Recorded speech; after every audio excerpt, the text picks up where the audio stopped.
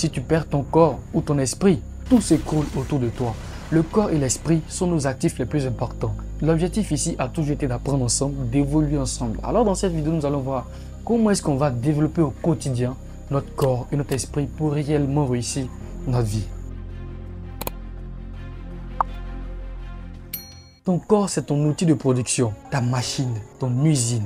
Sans énergie, tu n'es rien. Si tu rencontrais un milliardaire maintenant là qui est très malade, et si tu lui demandais est-ce que vous pouvez échanger tous vos milliards pour obtenir la santé, tu seras surpris de la réponse. Parce que sans la santé, sans l'énergie, le corps ne peut rien produire. Le corps est un capital très important. Et comment est-ce qu'on pourra le développer au quotidien? Il y a 4 piliers à travailler là-dessus. Le premier, c'est de faire un mouvement quotidien. Le corps est conçu pour bouger. Il n'est pas conçu pour être assis 10 heures par jour devant un écran. Non, tu peux prendre seulement 20 ou 30 minutes de ton temps pour pouvoir faire bouger ce corps-là. Tu peux faire une marche rapide, un petit footing, ou aller en salle pour soulever quelque chose, pour donner vraiment de la force, pour requinquer ton corps. Et ça, c'est une victoire qu'il faut être capable de pouvoir compter à son actif. D'accord? Il faut être capable de pouvoir mettre son corps en mouvement quotidiennement. Deuxième, arrête de manger pour juste remplir ton ventre. Faisons attention à ce que nous mangeons parce que ce que tu manges détermine ta santé. Ce que tu manges détermine l'énergie que tu auras dans peut-être 2 jours ou 3 jours. Je ne suis pas nutritionniste, mais il y a des livres de nutrition, des livres pour comment bien se nourrir qui sont disponibles un peu partout. Il te suffit de les chercher et tu vas voir comment est-ce que toutes ces personnes qui ont réussi, qui sont millionnaires ou milliardaires, mangent afin de pouvoir prendre soin de leur corps. Vous voyez comment Warren Buffett est vraiment très vieux, Bill Gates est vraiment très vieux, mais ils sont encore là, ils ont encore la force pour pouvoir faire les activités. Franchement, ce sont des personnes qu'il faut vraiment observer, qu'il faut vraiment copier sur eux. Parce que ces personnes-là ont compris ces choses-là, d'accord? Donc, il faut faire attention à ce que nous mangeons. Commence à lire des livres de nutrition pour savoir comment est-ce que tu pourras mieux te nourrir pour pouvoir garder la force et atteindre ton objectif. Troisième chose, sommeil stratégique. On n'a pas dit de dormir seulement. Non, on n'a pas dit de dormir seulement. Sommeil, mais stratégique, d'accord? J'ai fait une vidéo ici où j'ai dit que entre 22h et 2h du matin, c'est un moment, une période qui te permet de pouvoir te concentrer, travailler à fond pour développer quelque chose de nouveau dans sa vie. Et beaucoup de personnes ont dit en commentaire que, mais comment est-ce qu'on gère le sommeil? Si ces personnes ont bien suivi la vidéo, la réponse se trouve là-dedans. J'ai dit que malgré cela, il faut quand même prendre soin de son sommeil. Il faut dormir. Dormir est réparateur. Vous savez, quand on dort, on reste notre corps se réparer pour tous les dégâts du jour, d'accord? Notre corps se répare, il se consolide. Il faut bien dormir, il faut dormir, d'accord? C'est important, d'accord? Voilà pourquoi est-ce que cette méthode-là, quand j'ai partagé, j'ai dit qu'il ne faudrait pas être vraiment très récurrent là-dessus.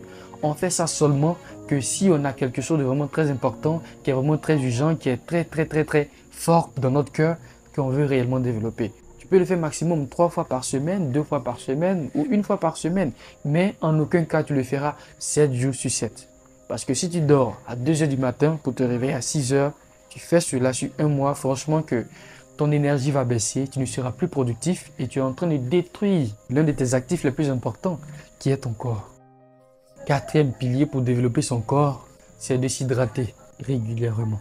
Franchement, ça, c'est quelque chose qui est vraiment très compliqué pour moi parce que très souvent, je peux taper des journées où je bois même pas de l'eau, où je bois rien. Et ce qui fait que j'urine très rarement. Et quand j'ai commencé à faire le sport, quand j'ai commencé à aller en salle pour aller soulever des poids, je m'essoufflais très rapidement. J'étais vraiment très fatigué. J'avais le vertige très facilement.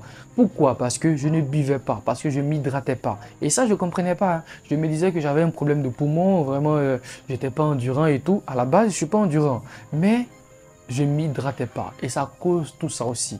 Des maux de tête, tu es là, tu as le vertige, tu fais un peu d'activité nette, tu es essoufflé, c'est parce que tu n'es pas bien hydraté. Et quand j'ai compris ça, j'ai commencé à boire de l'eau. Vous savez ce que je fais maintenant? Chaque matin, dès que j'ouvre les yeux, juste à côté de mon lit, il y a une bouteille d'eau que je bois et ensuite je tombe dans la méditation, je tombe dans la gratitude, je commence à programmer ma journée, à remercier vraiment le bon Dieu, à prendre en sorte de pouvoir lire un peu quelques passages pour être en jambes et puis partir. Mais toujours, on commence par boire de l'eau. Et même quand je partageais cette méthode-là de travailler de 22h à 2h du matin, j'ai dit qu'il fallait avoir une bouteille d'eau à côté de soi. On ne boit pas de café, on ne boit pas de thé, juste de l'eau. L'eau est vraiment très importante. Il faut s'hydrater. C'est quelque chose qui est très bon pour le corps, très bon pour le sang, très bon pour le cerveau. Il faut boire de l'eau, d'accord? Très bon. très important. Donc voici ces 4 piliers qui vont te permettre de pouvoir régulièrement prendre soin de ton corps et le développer pour faire en sorte que cet actif-là te permet de pouvoir atteindre tes objectifs. On parle du deuxième actif le plus important de notre vie. Sans lui, carrément, tu n'es rien et tu ne seras rien. Évidemment, on va montrer comment est-ce qu'on pourra aussi prendre soin de cela et comment le développer. Je pense que c'est l'actif qui fait la différence chez la plupart des gens. On en parle tout à l'heure. Ton esprit. Oui, ton esprit. Ton esprit décide tout. Ton corps, lui, il exécute, d'accord? Mais la décision, les innovations, les remords, les émotions, tout ça provient de l'esprit. Ton esprit, c'est l'actif le plus important. Ton actif le plus important. Même si tu as un corps qui n'est pas trop fort, qui n'est pas musclé, qui n'est pas puissant, qui ne peut pas soulever d'énormes choses, mais qui a un esprit qui est puissant et qui se trouve dans un petit corps, peut trouver des solutions à tout. Et on le voit aujourd'hui. La plupart des personnes qui ont réussi ne sont pas des personnes qui sont physiquement fortes ou des personnes qui ont forcément gagné dans une activité physique, qui font MMA, qui font catch. Non, pas forcément. Mais ce sont des personnes qui ont un esprit fort, qui ont un esprit qui arrive à s'adapter, à apprendre, à connaître de nouvelles choses, puis s'adapter. Tu comprends? Ton esprit est le capital le plus important, le plus puissant qui te permet d'avoir toutes choses. Une personne qui a un esprit fort, mais qui a un corps faible, peut prendre un corps fort quelque part et puis s'allier. C'est ce que Henry Ford a fait. Vous voyez, il avait un esprit, il avait la vision et il n'avait pas vraiment cette capacité, ces compétences-là. Il a pris des corps qui sont forts, des outils qui sont déjà très apprêtés. Quand je parle d'outils, je parle de corps ici. Et il a pris ça, il a vraiment conduit ça avec son esprit et ça a donné ce que ça donne aujourd'hui. Aujourd'hui, malgré encore toutes ces années après sa mort, on continue de parler de lui parce qu'il a vécu avec un esprit vraiment très fort. Donc ton capital le plus important, c'est ton esprit. On voit aujourd'hui, à cause de la drogue, à cause des mails, des broutages, des trucs mystiques et tout, beaucoup de personnes qui se promènent dans la rue, qui ont une bonne santé physique, mais ici, ça ne va pas. D'accord? Ils sont touchés. Une personne qui a un corps malade, qui est couché sur un lit d'hôpital, mais son esprit est toujours intact, son esprit est toujours fort, peut continuer d'apporter des résultats. Est-ce que tu vois un peu la différence?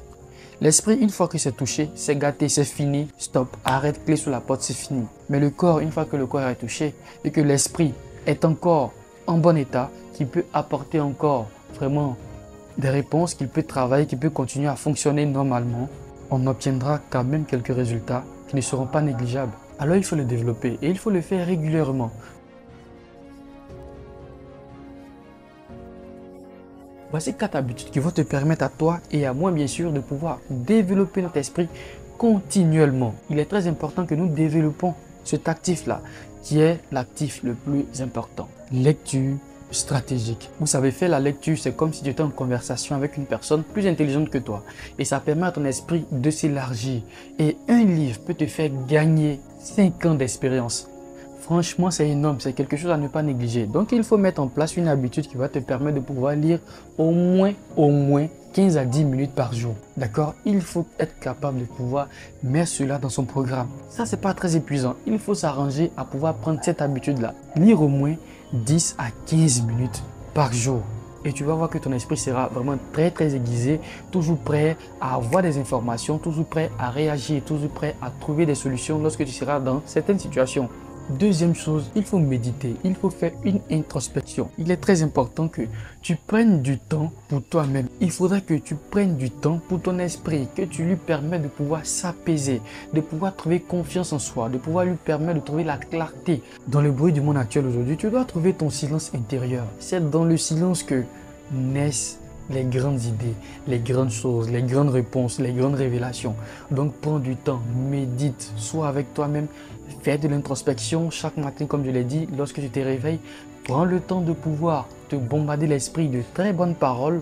Je suis un succès, je suis digne de réussir, je vais réussir. Je suis le miracle qu'il fallait, je suis là. Tout sera propre, j'ai Dieu avec moi, donc je peux tout faire. Bombarde-toi de ces choses-là qui te permettront de pouvoir avoir un esprit confiant et prendre du temps de pouvoir trouver ce silence intérieur. Parce qu'il y a tellement de bruit aujourd'hui dans le monde, tellement de bruit d'ailleurs que si tu ne fais pas cela, tu vas suivre la masse, tu seras distrait, tu ne pourras pas trouver les grandes choses dans ta vie, ton esprit ne pourra pas te conduire à de grands événements. Troisième chose, apprends régulièrement. Si tu as décidé de faire du make-up, continue d'apprendre régulièrement sur le make-up parce que chaque jour qui passe, il y a des chercheurs quelque part là-bas qui sortent de nouvelles choses, de nouvelles méthodes, de nouvelles machines qui viennent avec leurs fonctionnalités, leurs paramètres et tout. Donc, il faut chercher à comprendre ça. Dernièrement, j'ai vu une vidéo où pour mettre du vernis sur le doigt, on ne prenait plus le temps de faire comme avant, on va faire tout. Non, tu mets juste ton doigt dans la machine, on règle tout et puis ça fait seul. Et donc, il faut être capable de pouvoir évoluer avec tout ça. Vous comprenez un peu, tu as décidé de créer des contenus comme moi, sois capable de pouvoir toujours être au top, de pouvoir utiliser les outils qu'il faut, ChatGPT pour tes scripts, pour les montages, CapCut et tout. Il faut être capable de pouvoir vraiment connaître ces choses-là. Fais tes miniatures avec Photoshop ou Canva Pro. Franchement, il y a tout ça que tu dois réellement travailler là-dessus. En fonction de ton objectif, fais en sorte de pouvoir avoir des informations qui te permettront de pouvoir atteindre cet objectif-là le plus rapidement possible. Et c'est de pouvoir apprendre régulièrement, de pouvoir être vraiment dans cette discipline d'apprentissage régulière-là qui te permettra de pouvoir te surpasser et faire partie des grands esprits. Quatrième chose pour réellement développer ton esprit, c'est d'avoir un entourage sélectif. Il faut sélectionner les personnes avec qui tu décides de marcher. Tu as déménagé, tu es allé dans un quartier, ok, c'est pas ta faute. Mais tu n'es pas obligé de marcher avec les personnes qui habitent dans ce quartier-là. Tu n'es pas obligé, d'accord? En fonction de ton objectif, trouve-toi des personnes qui vont dans le même sens que toi. Parce que tu absorbes les pensées, le comportement des personnes qui sont autour de toi. L'homme est comme une éponge ou un chiffon plongé dans de l'eau. Automatiquement, on absorbe les pensées, les comportements qui sont dans notre cercle d'entourage. Donc, il faut faire attention. Si tu as un entourage négatif, tu vas finir par devenir une personne négative. Tu ne pourras rien faire de bon. Ils vont te contaminer. Le négatif a plus d'impact et se répand très facilement que le positif. D'accord?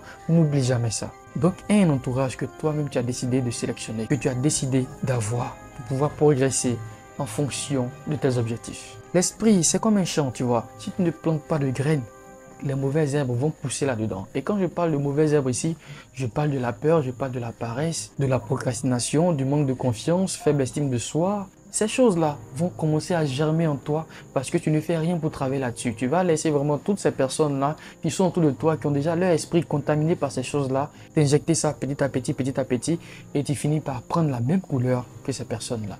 Alors, maintenant qu'on a compris que notre corps et notre esprit sont nos actifs les plus importants qui vont nous permettre de pouvoir tout faire aujourd'hui, il convient de les allier, de pouvoir les faire fonctionner ensemble. Tout le monde connaît la puissance de l'esprit. Quand on découvre qu'une personne est réellement intelligente, automatiquement, peu importe sa morphologie, peu importe sa taille, les autres lui donnent du respect, tranquillement. Mais une personne qui est naturellement musclée, qui a de la force, mais qui n'a pas un esprit pour réellement le guider, c'est une personne qui va foutre la pagaille un peu partout et va finir par se perdre.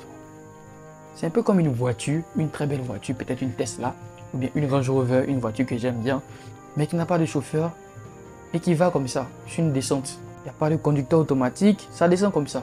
Bon, ça va aller percuter quelque chose quelque part là-bas et puis exploser, tu vois. Donc c'est un peu comme ça. Donc il faut être capable de pouvoir les allier, l'esprit et le corps. Il faut être capable de pouvoir les allier parce que si tu n'es pas capable de pouvoir les allier, une personne qui a su les allier viendra te prendre pour pouvoir réaliser son objectif, pour pouvoir réaliser ses rêves. Il faudrait que tu sois capable de pouvoir allier corps et esprit pour obtenir un très beau résultat qui te satisfait, qui te comble, qui te permet de pouvoir avoir la vie que tu cherches. Un esprit discipliné te poussera toujours à de bonnes actions. Un esprit discipliné te poussera toujours à aller en salle. Un esprit discipliné te poussera toujours à lire quelque chose. Un esprit discipliné te poussera toujours à boire de l'eau, à prendre soin de ta santé, à faire en sorte de pouvoir sélectionner ton entourage parce que c'est lui qui décide de tout. Donc à partir d'aujourd'hui, on arrête de traiter notre corps comme si c'était des options. Non, ce n'est pas des options. Ce sont nos fondations. Ce sont nos actifs les plus importants. Un corps puissant plus un esprit aiguisé égale une vie que tu contrôles. Alors, on arrive au thème de cette vidéo et j'espère réellement que, tout comme moi, tu es motivé à prendre soin de ton corps et de ton esprit pour réellement atteindre ce que tu veux atteindre. Toujours plus haut et rendez-vous au sommet. C'était Yannick Kwame. Merci.